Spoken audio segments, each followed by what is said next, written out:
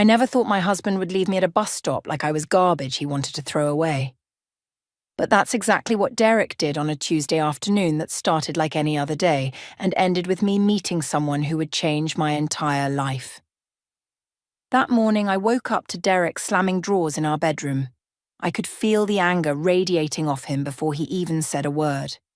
I'd been married to him for 5 years, and I'd learned to recognize the signs. The tight jaw, the heavy footsteps, the way he wouldn't look at me directly. "Olivia, we need to talk," he said, his voice cold and sharp. I sat up in bed, my heart already starting to race.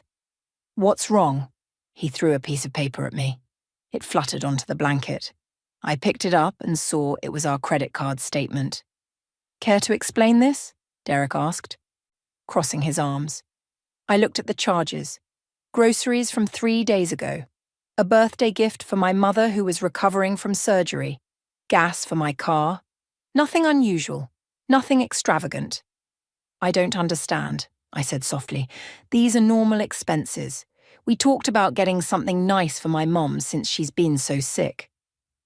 "Normal?" Derek's voice rose. "You spent $80 on a gift when we're trying to save money. And look at this grocery bill. $140? What did you buy? Gold-plated vegetables?" I felt my cheeks flush. "Derek, that's groceries for 2 weeks. I used coupons. I bought the store brands like I always do. And the gift for my mom was a cozy blanket and some books. She's been in bed for weeks." "Always an excuse with you," he said, shaking his head. "You know what your problem is, Olivia. You don't understand the value of money. You've never had to struggle. You just spend and spend without thinking about consequences." That wasn't fair, and he knew it. I worked part-time at the library, and every penny of my paycheck went into our joint account. I clipped coupons. I shopped sales. I wore the same clothes for years. But Derek had been saying things like this more and more lately, and I'd learned that arguing only made things worse. "I'm sorry," I whispered, because that's what he wanted to hear. "I'll be more careful." "Sorry isn't enough anymore," Derek said. He grabbed his car keys from the dresser. "Get dressed, we're going out." "Where are we going?" "Your mother's house. Since you're so concerned about her, we'll go visit. But first, you're going to learn a lesson about responsibility." I should have known something was wrong. Derek never volunteered to visit my mother. He usually complained about the drive and found excuses to stay home. But I was so relieved that he seemed to be calming down that I didn't question it. I just got dressed in jeans and a sweater, grabbed my purse and followed him to the car. The drive started normally. Derek turned on the radio and didn't say much. We lived on the west side of the city, and my mother's house was on the east side. But after about 20 minutes, I realized we were heading south instead, toward a part of town I didn't recognize. "Derek, where are we going?" "This isn't the way to my mum's house." "I know," he said simply. "Then where?" "You'll see." My stomach started to feel tight and uncomfortable. Something was wrong. The buildings around us were getting more run down. The streets were emptier. We passed abandoned warehouses and empty lots full of weeds. Finally, Derek pulled over at a bus stop on a deserted street corner. There was nothing around except old buildings with boarded-up windows and a liquor store with bars on the windows across the street. "Get out," Derek said. "What? Why?" "Get out of the car, Olivia." "Derek, please, what's going on? You're scaring me." He reached across me and opened my door. "You need to learn how to manage without constantly depending on me and my money. Since you can't seem to understand the value of $1, you're going to figure out how to get home by yourself. Maybe then you'll appreciate what you have." "What?" "No, Derek, please." "I don't even know where we are." He grabbed my purse from my lap and started rifling through it. He took out my wallet, which had my credit cards, my debit card, and the $32 in cash I'd been saving. He even took my phone from my jacket pocket. "Derek, no, how am I supposed to get home? How am I supposed to call anyone?" "That's your problem to solve," he said. "Consider this a lesson in resourcefulness. When you figure out how to get home and you're ready to apologize properly and commit to being more responsible with money, then we'll talk." "Please don't do this," I begged. Tears were starting to stream down my face. "I'm sorry, I'll do better, I promise. You should have thought about that before you wasted our money. Now get out!" I couldn't believe this was happening. This was my husband, the man who promised to love and protect me. And he was leaving me in a strange part of the city with no money, no phone, and no way to get home. "Derek, get out, or I'll drive away with the door open." My hands were shaking as I climbed out of the car. The moment my feet hit the pavement, Derek slammed the door shut and drove away. I stood there watching his car disappear around the corner, unable to move, unable to think. I was alone. I walked over to the bus stop bench and sat down. My legs felt like they might give out. I looked around, hoping to see someone who might help, but the street was empty. A bus drove past, but I couldn't get on it. I had no money for fare. Hours passed. The sun moved across the sky. I watched buses come and go. Some stopped and the drivers looked at me questioningly, but when I shook my head, they drove on. I thought about walking, but I didn't know which direction to go. I didn't recognize anything around me, and I was afraid of getting even more lost. My throat was dry. My head ached. I couldn't stop crying, even though I tried to hold the tears back. How had my life come to this? How had I ended up sitting at a bus stop in a dangerous neighborhood, abandoned by the person who was supposed to love me most? The afternoon shadows grew longer. The air got cooler. I wrapped my arms around myself and wondered what I was going to do. Would I have to spend the night here? What if something bad happened? What if Derek never came back? That's when I heard the tap of a cane on the sidewalk. I looked up and saw an elderly woman walking slowly toward the bus stop. She wore dark sunglasses and carried a white cane that she swept back and forth in front of her. She was blind. She reached the bench and carefully sat down beside me, leaving a polite distance between us. For a moment, neither of us spoke. Then she turned her head slightly in my direction. "You've been crying for quite some time, dear," she said gently. "Would you like to tell me what's wrong?" I wiped my eyes quickly, embarrassed that this stranger had heard me crying. I didn't want to burden her with my problems, especially since she was blind and probably had her own difficulties to deal with. "I'm okay," I said, but my voice cracked on the words. The woman smiled softly. "My eyes don't work, dear, but my ears work perfectly well. And I can hear in your voice that you're very far from okay." Something about her kind tone broke through the wall I'd been trying to build around my emotions. Maybe it was because she was a stranger and I'd never see her again. Maybe it was because I'd been holding everything inside for so long, or maybe it was simply because she was the first person in hours who had spoken to me with genuine kindness.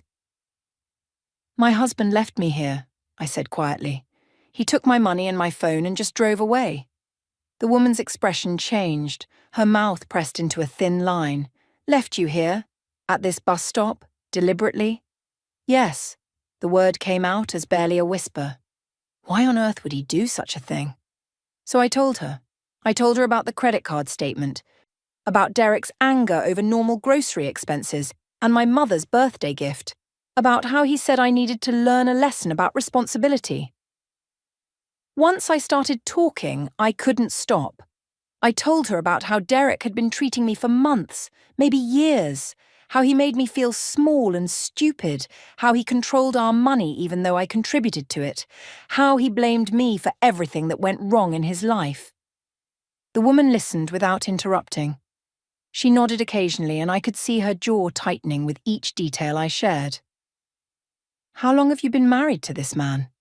she asked when I finally fell silent. 5 years. "And has he always treated you this way?" I thought about it. No. He was different when we first met. Charming, attentive. But it changed gradually after we got married. At first, I thought I was being too sensitive. He'd apologize after saying something hurtful and tell me he was just stressed about work. But lately the apologies stopped coming.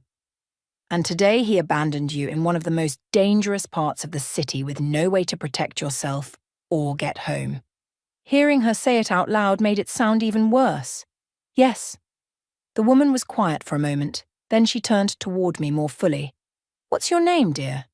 "Olivia. Olivia Henderson." "It's nice to meet you, Olivia. My name is Catherine Wilmington." The name meant nothing to me at first. I was too upset and exhausted to think clearly. "Tell me, Olivia, do you have family nearby? Friends you can call once you get access to a phone?" "My mother lives across town, but she's recovering from surgery. I don't want to worry her." "And my friends?" I trailed off. Derek had gradually pushed most of my friends away over the years, claiming they were bad influences or that they took up too much of my time. "I don't really have many close friends anymore." Catherine nodded slowly, as if this confirmed something she'd suspected. "And what will you do when you get home? Assuming your husband eventually comes back for you or you find another way home?" I hadn't thought that far ahead. "I don't know. Apologize, I guess. Try to make him happy. Figure out how to be better so this doesn't happen again." "Be better?" Catherine's voice had an edge to it now. "Olivia, listen to me carefully. You did nothing wrong. Buying groceries and a gift for your sick mother doesn't make you irresponsible. It makes you a normal person with normal expenses. What your husband did today is called abuse." The word hit me like a slap. "No, he's not. He doesn't hit me or anything like that." "Abuse isn't only physical, dear. Taking away your resources, isolating you from friends, making you doubt your own judgment, punishing you for normal behavior, these are all forms of control and manipulation. And abandoning you in a dangerous place to teach you a lesson is absolutely abuse." I felt tears starting again. Part of me wanted to defend Derek, to make excuses for him the way I always did. But another part of me, a part I'd been ignoring for too long, knew Catherine was right. "I don't know what to do," I admitted. Catherine reached over and patted my hand. Her fingers were warm and steady. "Well, first things first. We're going to get you somewhere safe. My driver should be here any minute. I was supposed to meet an old friend at a cafe down the street, but she had to cancel. I decided to wait here for Thomas rather than call him early." "Your driver?" "Yes. I may not be able to see, but I can still afford excellent help." A sleek black car turned the corner and glided to a stop in front of the bus stop. It was the kind of car I'd only seen in movies, long and elegant with windows so clean they reflected the sky. A man in a neat suit stepped out. He was older, maybe in his 50s, with grey hair and sharp eyes that immediately assessed the situation. "Mrs. Wilmington," he said, opening the back door. "I apologize for the confusion about your appointment."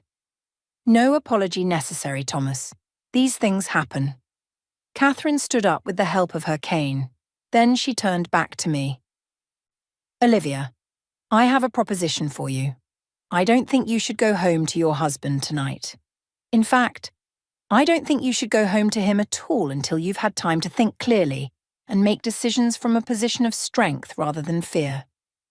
"But I don't have anywhere else to go." "Yes, you do. You can come home with me." I stared at her. "What? No, I couldn't possibly." "Why not?" Because I don't even know you. Because it's too much to ask. Because..." "Olivia." Catherine's voice was firm but kind. "I'm 78 years old. I live in a house far too large for one person. I have more money than I could spend in 3 lifetimes. And I'm a rather excellent judge of character, even without my sight. You're a good person in a bad situation, and I'd like to help you. Will you let me?" I couldn't speak. This woman, this stranger, was offering me more kindness in 5 minutes than my own husband had shown me in months. "There's something else," Catherine said, and I heard a hint of mischief in her voice. "When we get in that car, I want you to do something for me. I want you to act like you're my granddaughter. Can you do that?" "Your granddaughter? But why?" "Because, dear Olivia, your husband thought he was teaching you a lesson by leaving you stranded with no resources. What he doesn't know is that he left you stranded with the richest woman in this city. And I think it's time someone taught him a lesson instead." Thomas cleared his throat. Mrs. Wilmington, are you plotting something? Catherine smiled. Thomas, meet my granddaughter Alexandra. She'll be staying with us for a while. Thomas looked at me, then at Catherine, then back at me. I saw understanding dawn in his eyes, followed by something that looked almost like approval. Of course, Mrs. Wilmington. Welcome home, Miss Alexandra. Catherine held out her hand to me. What do you say, dear? Ready to show your husband what a terrible mistake he made? I looked at her outstretched hand. I looked at the expensive car. I looked at Thomas, who was waiting patiently. Then I thought about Derek driving away and leaving me here. About the years of put-downs and control, about how small he'd made me feel. I took Catherine's hand and stood up. Yes, I said. I'm ready. The drive to Catherine's house felt like entering a different world. We passed through neighborhoods that grew progressively more beautiful, with tree-lined streets and elegant homes set back from the road. Finally, Thomas turned through a set of enormous iron gates that opened automatically. My breath caught in my throat. The driveway curved through manicured gardens with fountains and flower beds that probably cost more than my entire yearly salary. At the end of the drive sat a mansion that looked like something from a magazine. It was 3 stories tall with white columns and huge windows that gleamed in the fading sunlight. Catherine, I whispered. Who are you? She chuckled. I told you, dear. Catherine Wilmington. I owned Wilmington Industries before I retired. Manufacturing mostly. We made parts for cars, airplanes, medical equipment. Boring stuff, really, but quite profitable. Wilmington Industries. Even I had heard of them. They were one of the biggest employers in the state. Thomas helped us out of the car and guided Catherine up the front steps. I followed, feeling completely out of place in my old jeans and tear-stained sweater. Inside, the house was even more breathtaking. The entrance hall had marble floors, a grand staircase, and a crystal chandelier that looked like it belonged in a palace. A woman in her 60s appeared from a side door, wiping her hands on an apron. Mrs. Wilmington, you're home early. I wasn't expecting you until... She stopped when she saw me. Margaret, this is my granddaughter, Alexandra. She'll be staying with us for a while. Could you please prepare the blue guest room? Margaret's eyes widened slightly, but she recovered quickly. Of course, Ma'am. Welcome, Miss Alexandra. Thank you, I managed to say. Catherine squeezed my arm. Margaret has been my housekeeper for 20 years. She's trustworthy and discreet. Now let's get you settled and fed. You must be starving. She was right. I hadn't eaten since breakfast, and my stomach was starting to ache. Margaret led me upstairs to a bedroom that was bigger than my entire apartment. It had a 4-poster bed, a sitting area with a couch and chairs, and French doors that opened onto a balcony overlooking the gardens. There are clothes in the closet that should fit you, Margaret said. Mrs. Wilmington keeps sizes for all her guests. Bathroom is through that door. Take your time freshening up and come down to the dining room when you're ready. After she left, I stood in the middle of the room, afraid to touch anything. This didn't feel real. Just hours ago, I'd been abandoned at a bus stop, and now I was in a mansion being treated like royalty. I used the bathroom, which had heated floors and a shower big enough for 3 people. I didn't change clothes yet because I still felt like an imposter. Instead, I washed my face, fixed my hair as best I could, and headed downstairs. I found Catherine in a cozy dining room that was smaller than the formal one I'd glimpsed earlier. She was already seated at the table, and Thomas was placing dishes of food in front of her. "Ah, there you are," Catherine said as I entered. "Please sit. You must be famished." The meal was simple but delicious. Roasted chicken, vegetables, fresh bread. I ate slowly at first, trying to remember my manners, but Catherine encouraged me to eat as much as I wanted. "Now then," Catherine said after we'd both had some food. "We need to talk about your situation seriously. I meant what I said earlier about your husband's behaviour being abusive. Have you thought about what you want to do?" I set down my fork. I don't know. Part of me thinks I should just go home and try to fix things. But another part... I trailed off. Another part knows you deserve better. Catherine finished. Olivia, may I tell you something about myself? Of course. 10 years ago, I lost my sight in a car accident. It wasn't anyone's fault, just bad luck and bad weather. Afterward, many people treated me differently. Business partners assumed I couldn't run my company anymore. Some friends stopped calling because they didn't know how to act around me. A few people even tried to take advantage of me, thinking I'd become helpless.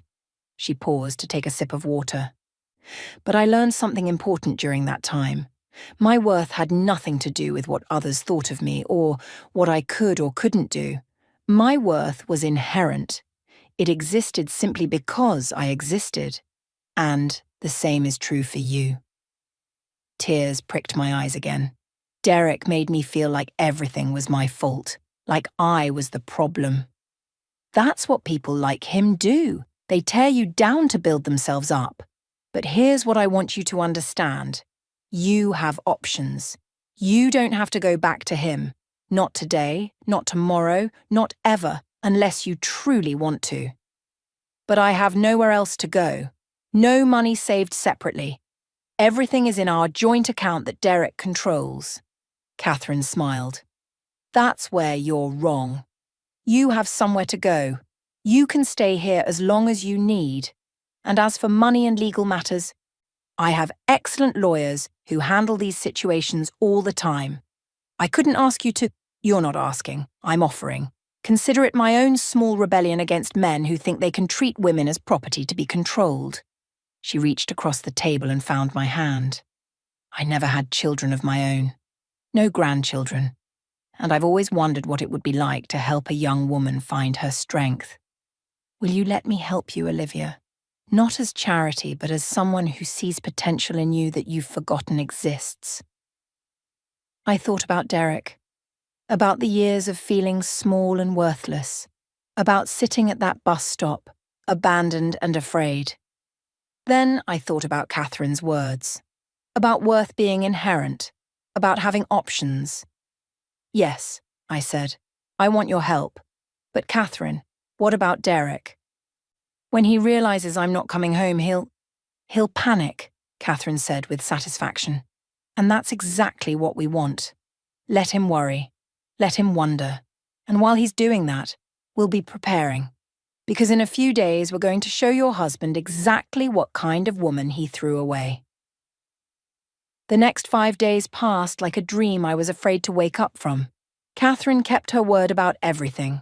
The morning after I arrived, she had me meet with her personal lawyer, a sharp woman named Patricia who specialized in family law. Patricia listened to my story without judgment, taking notes on a yellow legal pad. When I finished, she looked at me with kind but serious eyes. Olivia, what your husband did constitutes abandonment and financial abuse. We can use this if you decide to file for divorce. But first, I need to ask, is that what you want? The word divorce felt heavy in my mouth. I'd grown up believing marriage was forever, that you worked through problems no matter what. But I also remembered sitting at that bus stop, terrified and alone, put there by the man who promised to love me. I think so, I said, but I'm scared. That's completely normal, Patricia said. Here's what I suggest. Take some time to think about it. Meanwhile, I'll start gathering documentation. Bank records, credit card statements, anything that shows the financial situation. Can you access your joint accounts online? I nodded. Derek had never hidden the passwords from me. He'd just made me afraid to look at them without his permission. Over the next few days, Patricia and her team worked quietly in the background. They discovered things that made my stomach turn. Derek had been withdrawing money from our savings account for months, money I'd contributed from my library paychecks, and I had no idea where it had gone. He'd also opened a credit card in just his name and run up thousands of dollars in charges at expensive restaurants and hotels.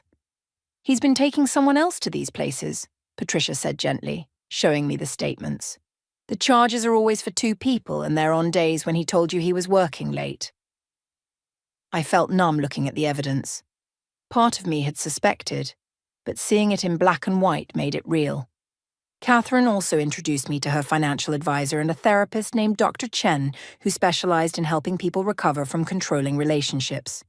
Doctors say, Chen helped me understand that what I'd experienced wasn't normal marriage problems. It was a pattern of deliberate manipulation.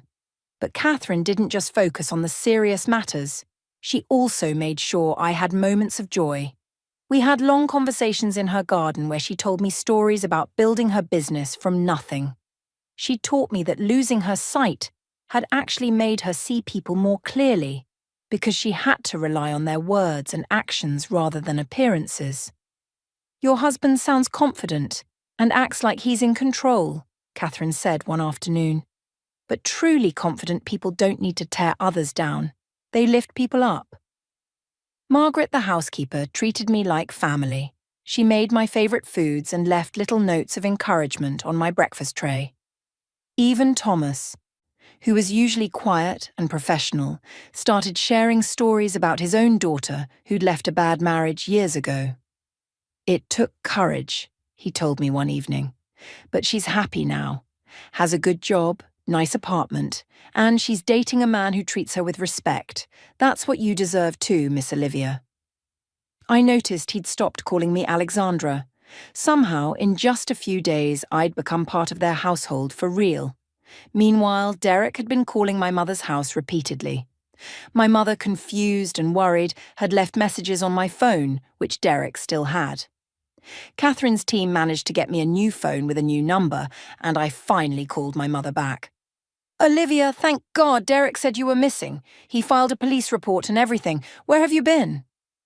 I took a deep breath. Mom, I'm safe. I'm staying with a friend. Derek didn't tell you the truth about what happened. I explained everything.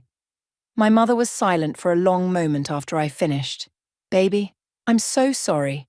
I knew he could be difficult, but I didn't realize it was this bad. Why didn't you tell me? Because he made me feel like I was the problem, like I was overreacting or being too sensitive. You come stay with me, my mother said immediately. I don't care if I'm recovering from surgery. You're my daughter. Actually, Mom, I'm in a good place right now. I have help. Real help. But I need you to do something for me. If Derek calls again, tell him you heard from me and that I'm safe, but don't tell him where I am. Can you do that? She agreed, though I could hear the worry in her voice. On the 5th day, Catherine announced it was time for the next phase of her plan. There's a charity gala this Saturday night, she said over breakfast. It's for the Children's Hospital, and it's the biggest social event of the season. Everyone who's anyone will be there. That sounds nice, I said, not understanding why she was telling me this. Derek's car dealership is one of the sponsors, Catherine continued, which means Derek will definitely be there. Probably with his boss. That Brenda woman Patricia found out about. My heart started pounding. You want me to go? Catherine, I can't. I'm not ready to see him.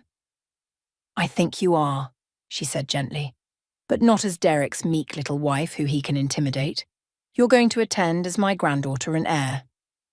We're going to show him, and everyone else in that room, exactly what kind of woman he abandoned at a bus stop. I don't have anything to wear to something like that. I don't even know how to act at a fancy gala. Catherine smiled. Leave those details to me. Margaret has already arranged for a stylist to come tomorrow. And as for how to act, just be yourself. The real you, not the small version Derek tried to create. Trust me, dear. You're going to shine. That night, lying in the comfortable bed in the blue guest room, I thought about the gala. I was terrified, but I was also something else, something I hadn't felt in years. I was angry, and I was ready to stop hiding. Saturday evening arrived faster than I expected. The stylist Catherine hired spent 3 hours transforming me. My hair was swept up in an elegant style with soft curls framing my face. My makeup was perfect but natural, highlighting features I'd forgotten I had. And the dress, a deep emerald green gown that flowed like water, made me look like someone I barely recognized in the mirror. You look beautiful, dear, Catherine said when I came downstairs. She wore a stunning silver gown, and despite her blindness, she carried herself with absolute confidence. I'm terrified, I admitted. Good. That means you care. But remember, you're not going there to win Derek back. You're going to show him what he lost. There's a difference. Thomas drove us to the hotel where the gala was being held. As we pulled up to the entrance, I saw photographers and elegant people in expensive clothes walking up the red carpet. I can't do this, I whispered. Catherine took my arm firmly. Yes, you can. Thomas will guide us both. Keep your head high. You belong here just as much as anyone else. We stepped out of the car, and immediately flashbulbs started going off. People recognized Catherine Wilmington instantly. I heard whispers and murmurs as we walked into the grand ballroom. Is that really Catherine Wilmington? I thought she never came to these events anymore. Who's that with her? I've never seen her before. The ballroom was enormous, decorated with flowers and twinkling lights. An orchestra played soft music in the corner. Waiters circulated with champagne and appetizers. I felt completely out of my depth. Then I saw him. Derek was standing near the bar with a woman in a tight red dress, Brenda, his boss. He was laughing at something she said, looking completely relaxed and happy. Not like a man whose wife had been missing for almost a week. Not like someone who cared at all. Something cold settled in my chest. This was who he really was. And I'd spent 5 years making excuses for him. Derek's eyes swept across the room and landed on me. I watched his face change. Confusion, then shock, then something that looked like panic. His champagne glass actually slipped from his hand, shattering on the floor. He started pushing through the crowd toward us. Brenda followed, looking annoyed. "Olivia!" Derek's voice was too loud. People turned to look. "Where the hell have you been?" "I've been worried sick. I filed a police report." Catherine stepped slightly in front of me, her voice calm but carrying across the room. "Excuse me, young man, but that's quite a tone to take with my granddaughter." Derek blinked. "Your granddaughter? What are you talking about? Olivia, what's going on?" "You must be the husband," Catherine said, and there was ice in her voice now. "The one who abandoned dear Alexandra at a bus stop in the worst part of town with no money and no phone. Tell me, is that how you normally treat your wife?" The people around us had stopped talking. Everyone was listening now. Derek's face went red. "That's not..." "It was a misunderstanding. Olivia, tell her. Tell them all this is just a big misunderstanding." I found my voice. It came out stronger than I expected. "The only misunderstanding was me thinking you were a good man. You left me there to teach me a lesson, Derek. Those were your exact words." "You're being dramatic," Derek said, but his voice wavered. He looked around at all the watching faces. "I was coming back for you. I just wanted you to think about your spending habits." "My spending habits?" I felt anger rising in my chest, hot and fierce. "I bought groceries and a gift for my sick mother. Meanwhile, you've been spending thousands of dollars taking another woman to expensive restaurants and hotels." Brenda's face went pale. Other people gasped. Derek looked like he wanted the floor to swallow him. "That's not... How did you..." Derek stammered. Patricia, Catherine's lawyer, appeared beside us. She'd been at the gala already, waiting. She handed Derek a manila envelope. "This contains documentation of financial misconduct, including withdrawals from joint accounts without your wife's knowledge, and evidence of infidelity. Mrs. Henderson has secured legal representation. Any further contact should go through her attorney." Derek stared at the envelope like it might bite him. Brenda stepped away from him, her expression disgusted. "Derek, you told me you were separated," Brenda hissed. "You said she left you. This is completely unacceptable. We'll discuss your employment status on Monday." She walked away, and several other people from Derek's dealership followed her, shaking their heads. Derek turned back to me, his expression desperate now. "Olivia, please, we can work this out. I made mistakes, but we can fix this. Don't throw away 5 years of marriage." I looked at him, really looked at him. I saw the manipulation in his eyes, the calculation. He wasn't sorry for what he'd done. He was sorry he'd been caught. Sorry he was being humiliated in front of important people. You threw away our marriage when you left me at that bus stop, I said quietly. You threw it away every time you made me feel worthless, every time you controlled our money, every time you chose her over me. I'm done, Derek. You'll be hearing from my lawyer about the divorce. You can't afford a divorce. You have nothing without me. Catherine laughed, a sound that was both elegant and cutting. Young man, I have 17 lawyers on retainer. Olivia will have the best representation money can buy. Now, I suggest you leave before security escorts you out. Derek looked around at all the disapproving faces, at the people who'd witnessed his humiliation. Then he turned and practically ran from the ballroom. The orchestra started playing again. Conversations resumed, but several people came up to introduce themselves to me, to shake Catherine's hand, to tell me how brave I was. Later that night, back at the mansion, I sat with Catherine in her study. "How do you feel?" she asked. "Lighter," I said, surprised by my own answer, like I've been carrying something heavy for years and finally put it down. "That's exactly right. Now, we have practical matters to discuss. Patricia will handle the divorce proceedings. But what about after? Have you thought about what you want to do with your life?" I had been thinking about it. I love books. I love helping people discover stories. At the library, I always enjoyed working with the literacy programs, helping adults learn to read. Catherine smiled. "Interesting you should mention that. The Wilmington Foundation has been looking for someone to manage our literacy and education programs. Someone who genuinely cares about the mission, not just the salary. The position comes with a generous salary, benefits, and the chance to make real changes in people's lives. Would you be interested?" I stared at her. "Catherine, you've already done so much. I'm not doing this out of charity, Olivia. I'm doing this because you're qualified, passionate, and I trust you. Also, selfishly, I've grown rather fond of having you around. This big house gets lonely." Tears filled my eyes, but this time they were happy tears. "I'd love to. Thank you for everything. You saved my life that day at the bus stop." Catherine reached over and squeezed my hand. "No, dear. You saved yourself. I just gave you a safe place to land while you remembered who you really were.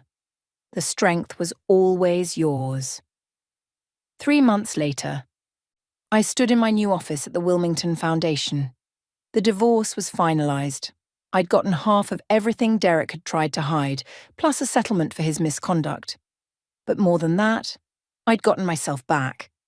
My mother called to tell me she'd never been prouder. My few remaining friends reached out, apologizing for not seeing what was happening. Some of Catherine's business associates had become my friends too. Best of all, Catherine and I had grown genuinely close. She'd become the grandmother I'd always wished for, strong, wise, and unconditionally supportive. That afternoon, I was reviewing grant applications when Catherine appeared in my doorway. "How's your first week going?" she asked. "It's wonderful. I approved funding for 3 new literacy centers today." "Excellent. Now, I have a question. How would you feel about making our arrangement official? I'd like to update my will to include you, not as a false granddaughter for show, but as real family." I crossed the room and hugged her tight. "I'd be honored. You're already family to me." As I drove home that evening to my own apartment that I'd rented with my new salary, I passed a bus stop. A woman sat there alone, looking tired and sad. I pulled over. "Excuse me," I said through the window. "Do you need help getting somewhere?" The woman looked up, surprised. "I'm just waiting for the bus." "I'm heading downtown. I'd be happy to give you a ride if you'd like." She hesitated, then smiled gratefully and got in. As we drove, she told me she'd just left her boyfriend who'd been treating her badly. She was scared but determined to start over. I gave her my card for the Wilmington Foundation. We have programs that help women in transition. Job training, financial literacy, legal resources. Call this number on Monday. We'll help you. She looked at the card with tears in her eyes. "Why are you being so kind to a stranger?" I thought about that terrible Tuesday afternoon, about Catherine's words, about finding strength I didn't know I had. Because someone was kind to me once when I needed it most, I said. And it changed everything.